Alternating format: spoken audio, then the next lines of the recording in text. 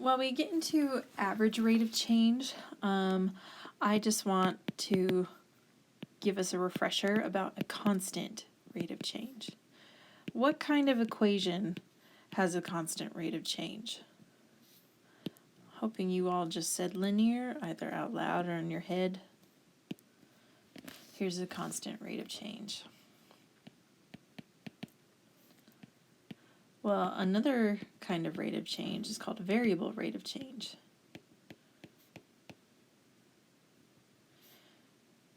And the variable part doesn't mean it has a variable in it. This really just means it's not constant. So it is not the same rate of change.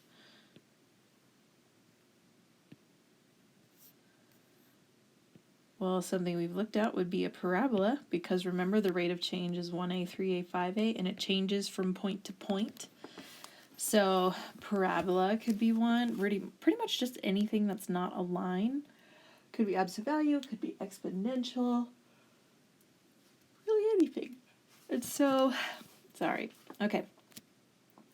For the whole idea of an average rate of change is just a way to compare functions and how quickly they're increasing or decreasing over a given interval. So here's our formula for average rate of change.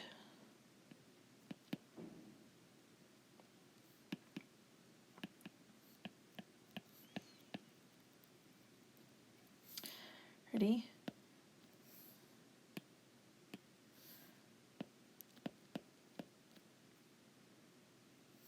Let's see.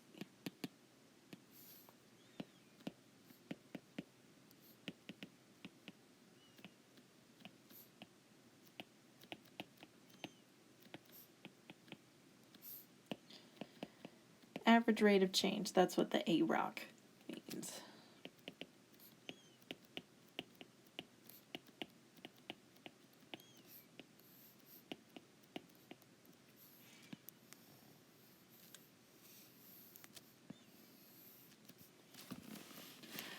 All right, let's translate this for a second. Average rate of change. On the interval a to b, the average rate of change is f of b minus f of a, all divided by b minus a.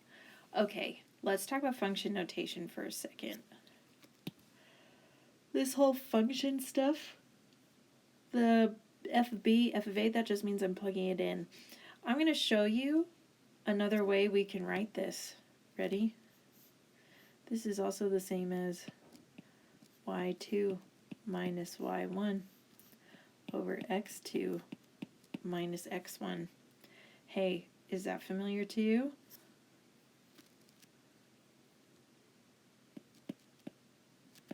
Change in y over change in x. What am I getting at? The slope. All you have to do to find the average rate of change between 2 points is just find the slope on that interval. But we're going to go backwards because I went the wrong way. Okay. So, example.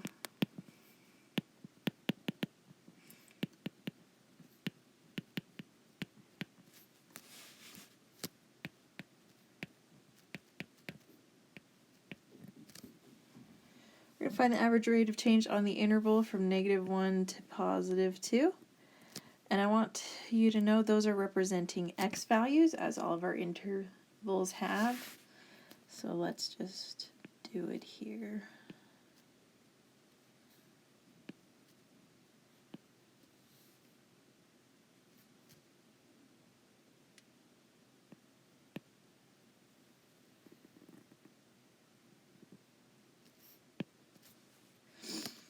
Okay. Average rate of change from a graph, it's great because it's just the slope between -1 and 2. So this is x1, this is x2. So I'm going to go where x is -1. Gets me that lovely point right there. And I'm going to go to where x is +2. Great, it gives me here. Your job now, basically, you are just trying to find the slope of this line through those 2 points. So remember, this is just a rise over run.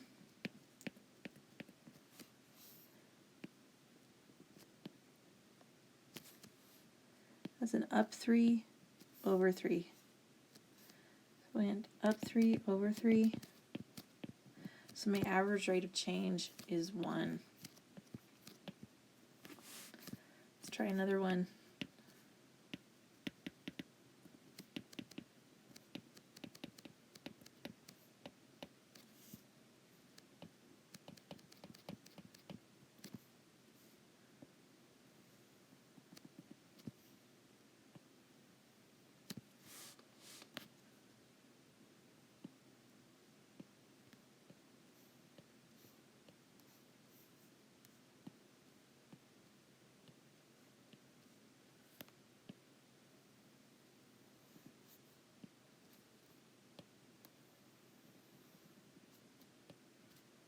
Okay, so I drew an absolute value graph, looking for the average rate of change on the interval -2 and 4. So I'm going to go to where x is -2, and here's my point. I'm going to go to where y is 4. Sorry, x is 4. 1, 2, 3, 4. And I'm looking for the slope of that line through those 2 points. Well, if I'm following the rise over run, I didn't rise at all. I didn't move up or down at all, but I did move over 6. The point is, the average rate of change is 0 between those two x values. Oh, that's right, I went the wrong way. Okay.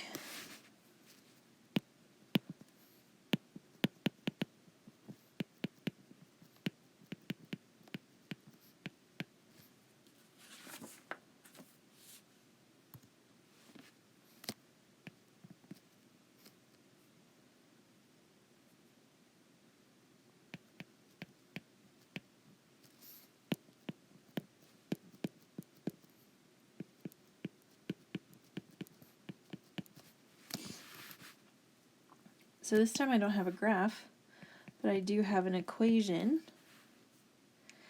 And so we're just got to find the slope between 2 points.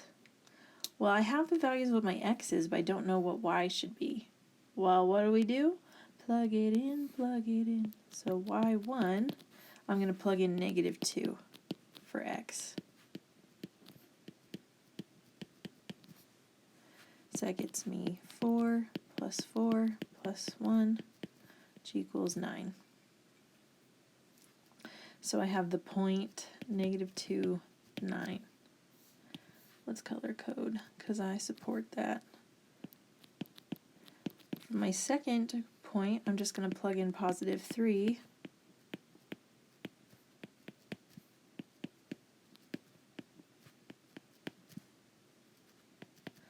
Nine minus 6 is 3 plus 1 is 4. So basically I have to find the slope between these 2 points, and you can graph it and do it that way. Sometimes I just like to make a table. -2, 9, 3, 4. And to look at my rise over run, well, that's just looking at my rate of change. So from 9 to 4, that's a -5. From -2 to 3, that's a +5. So rise over run is -5 over +5, and my average rate of change is -1.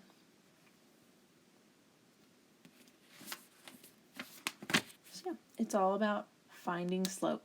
If necessary, plug in.